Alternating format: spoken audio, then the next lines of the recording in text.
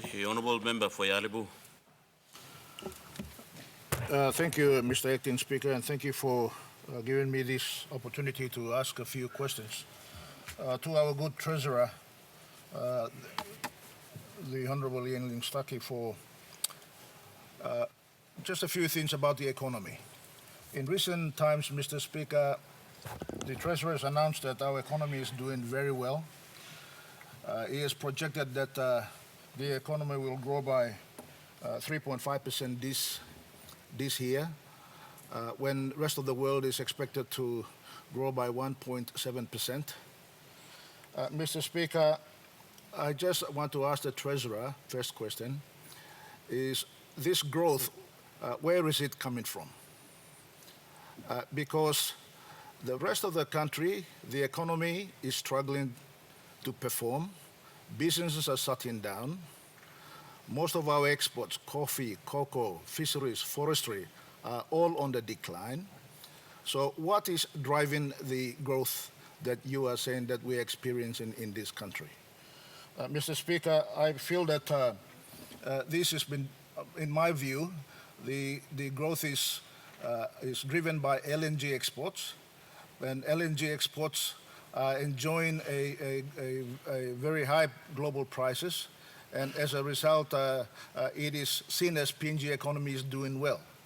But I can assure Mr. Acting Speaker that the economy is certainly not doing well. A lot of people are unemployed, and of course that leads me to the second question.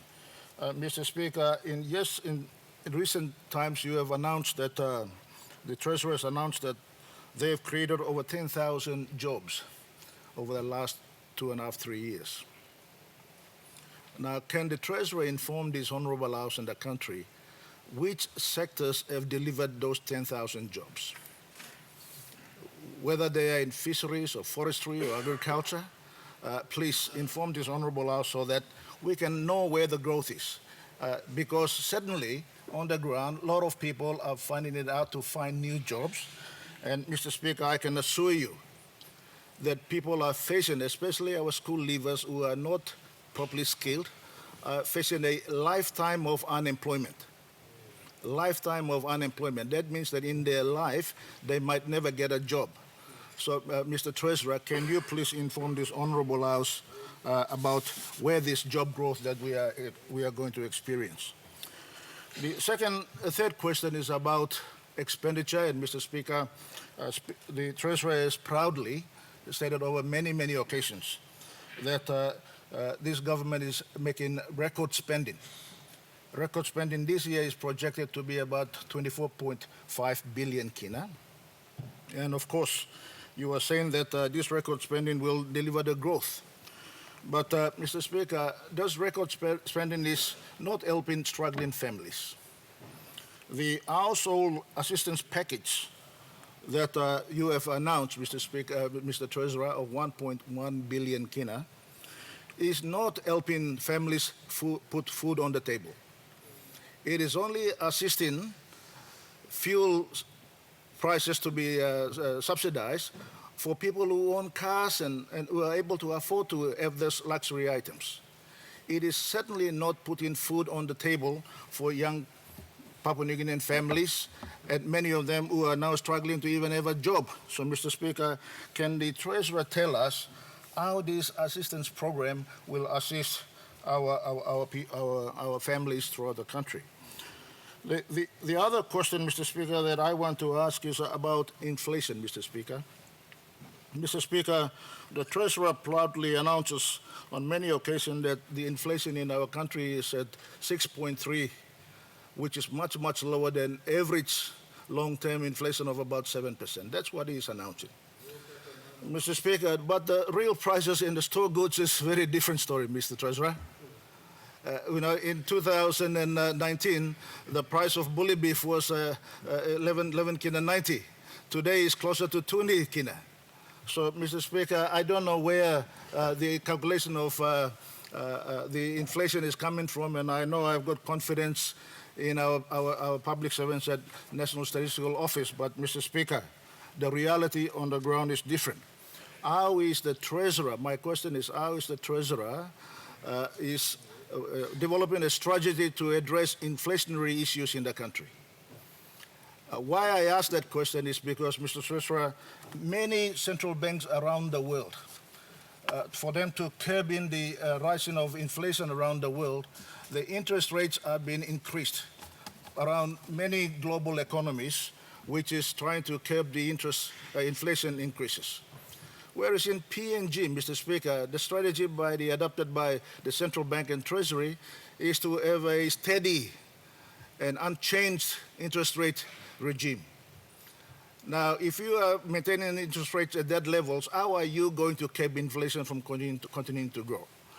So, Mr. Speaker, that is my question on inflation and interest rates. The sixth question, Mr. Speaker, I want to ask is that Treasury has now announced publicly that he has now allowed International Monetary Fund to come in and introduce a program in PNG after 20 years. After 20 years. Now, reading through, Mr. Speaker, reading through the thing, we are now going to borrow additional 3.25 billion kina over the next 3 years. 3.25 billion kina. Now, Mr. Speaker, before I ask specific questions about the International Monetary Fund, let me also ask a question to the Treasurer. In his statements, he has confirmed that last year, in December, he borrowed 1.8 billion kina from Australian government.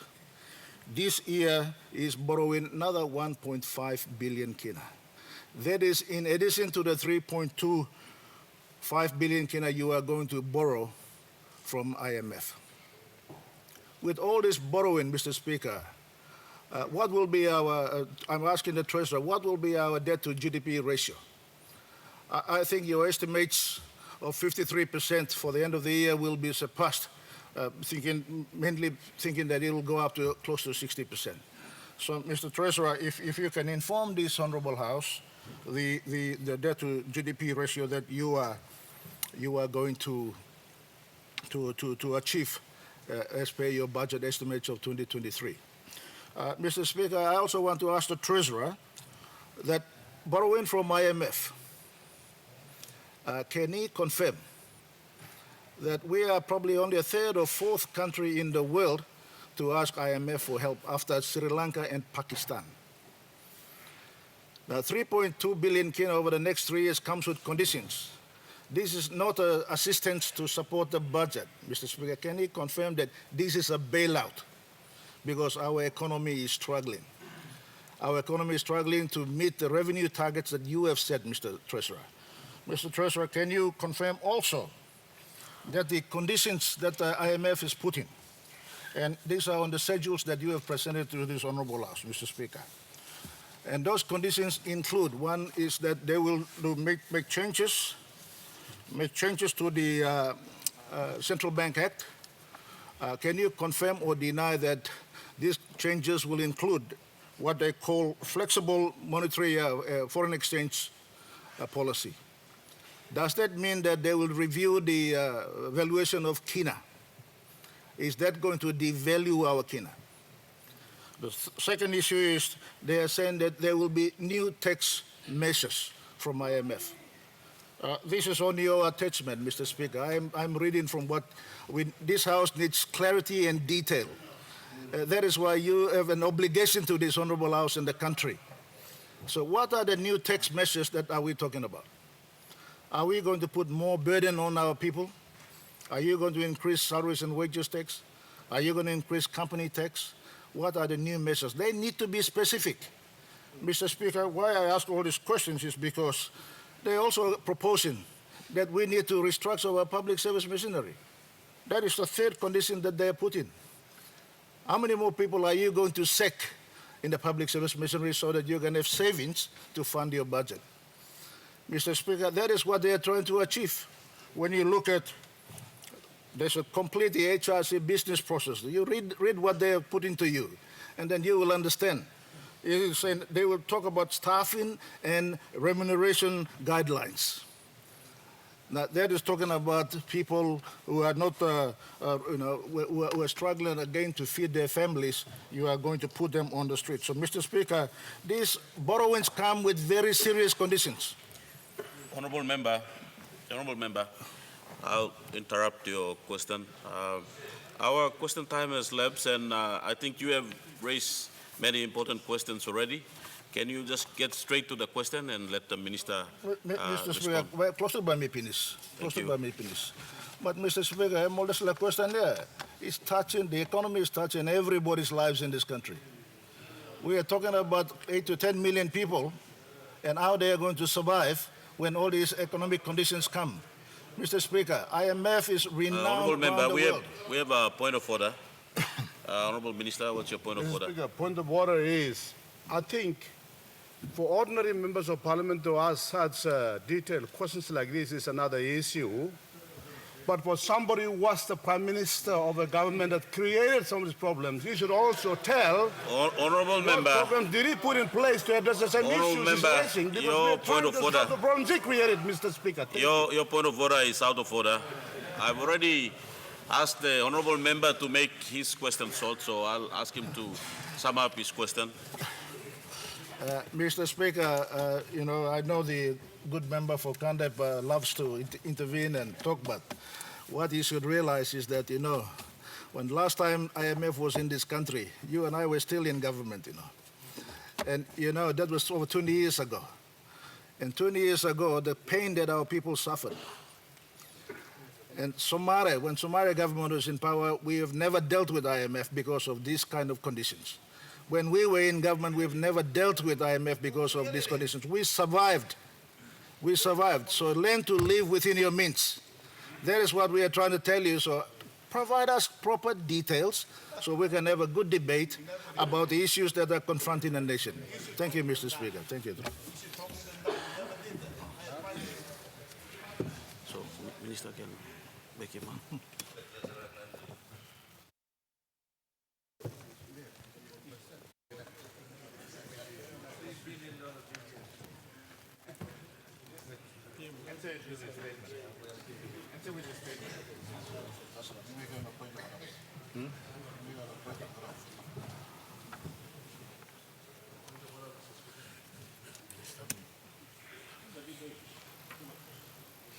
Let me debate. The Honorable Prime Minister, what's your point of order?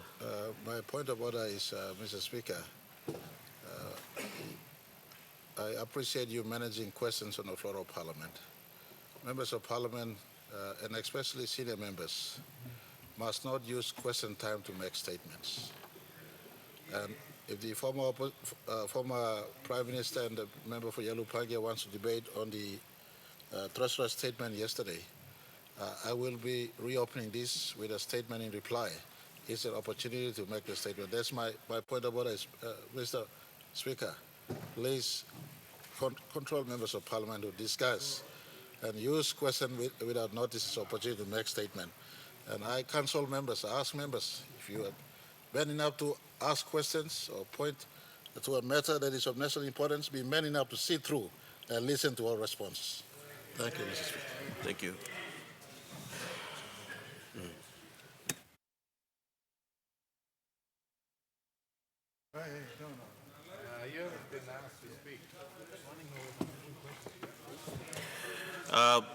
Honorable member for Ialibu, honorable member, you resume your seat.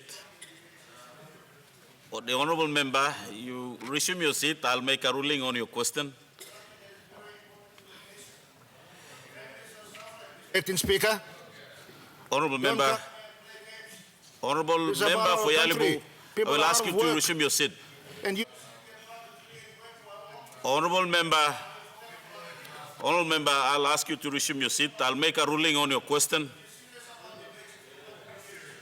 Honorable member, order.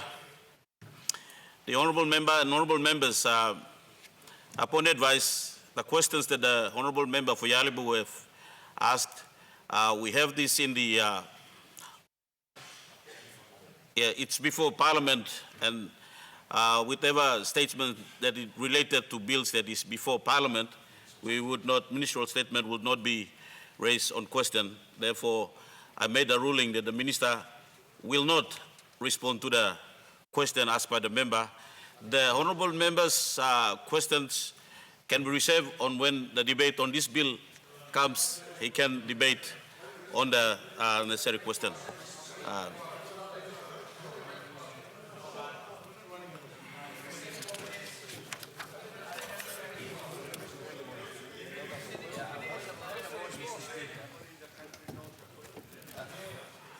Speaker, Honourable I Member, we have a understand point of order. What's your point of that- order? yeah. Thank you, Mr. Speaker. I understand that the honourable member had asked his questions within question time, and I should be allowed to respond to it, even though they're very convoluted, to address this matter because it's of national importance and because he has misled this Parliament and he's also misled the people of this country. So I need to correct him, Mr. Speaker. Continuation.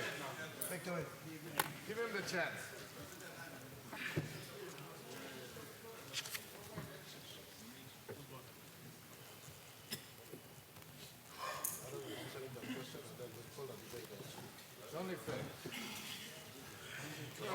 Minister, on your point of order, I think upon advice, as I've already made a statement, that the matter is on the bill before Parliament, matter 27, and it will come on straight after during this session. Therefore, I can allow for you to explain on that when the bill comes on. You can respond to the question that the honourable member. When the notice is called, I can give you that response to respond on the matter, on the question that asked by the honourable member. I can't allow you to answer the question because it's before the on the bill, which on the standing order we can't debate on that. Reply on question on that. So when the statement, when the bill is called, I will allow for you that you can make your statement in response to the question asked by the member. Thank you, Mr. Speaker. So to clarify, you'd like me to correct his very wrongful assertions that he raised this morning during a response to my statement. Honourable Minister, I will resume your seat. I've already made a ruling. I will give you clarification. I will Thank give for you confirming. time when this Thank you for matter is called confirming before that, Mr. Acting Parliament Speaker. for you